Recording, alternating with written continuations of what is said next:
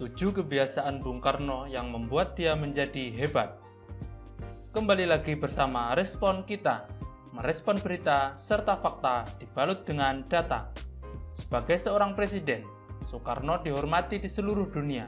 Negara-negara besar seperti Amerika Serikat dan Uni Soviet segan kepada presiden pertama Republik Indonesia ini. Di balik nama besarnya, Bung Karno tidak merasa hebat dan sombong. Ia seperti masyarakat kebanyakan yang humanis dan kadang juga lucu.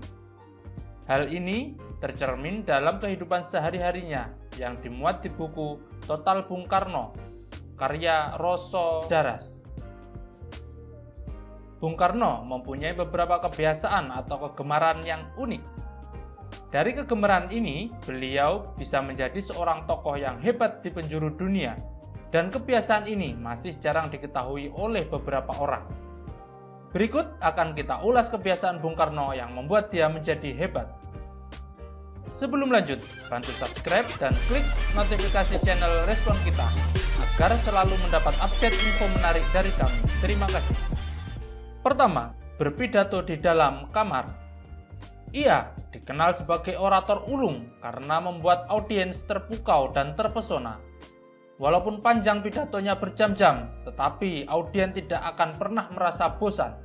Semasa kos di Surabaya, Soekarno berlatih pidato sambil berteriak-teriak di kamarnya yang sempit. Dia juga belajar berpidato langsung kepada gurunya, yaitu Hos Cokro Aminoto, yang terkenal juga dengan pidato yang berapi-api.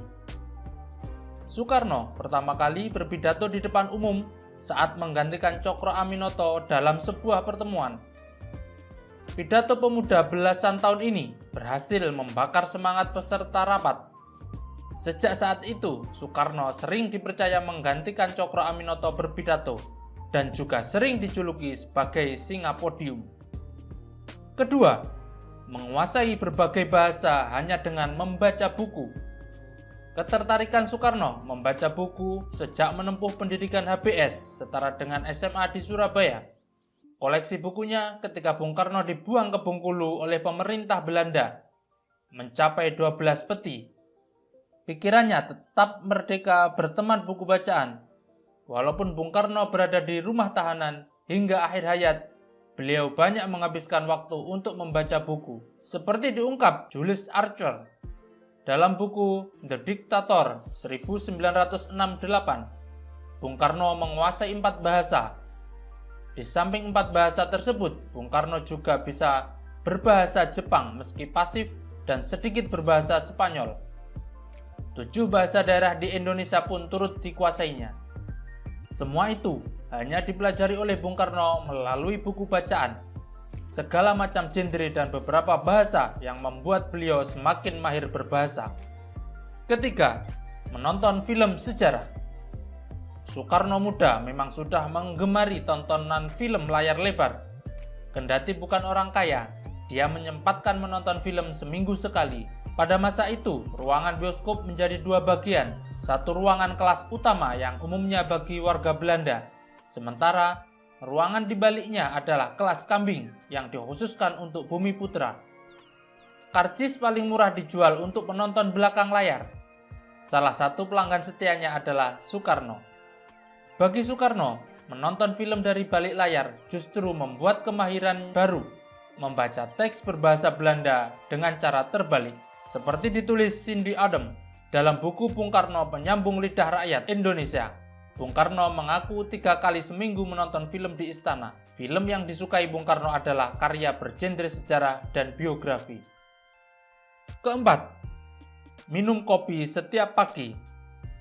Bung Karno sangat menyukai kopi tubruk yang hitam pekat.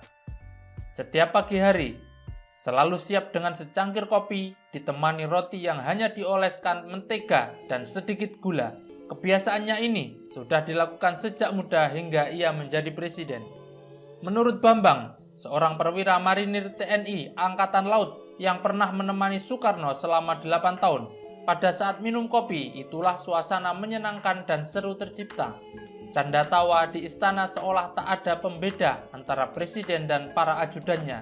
Saat ngopi, pagi itulah sering dimanfaatkan Bung Karno untuk berdiskusi mengenai permasalahan bangsa bersama para menteri dan pejabat tinggi negara.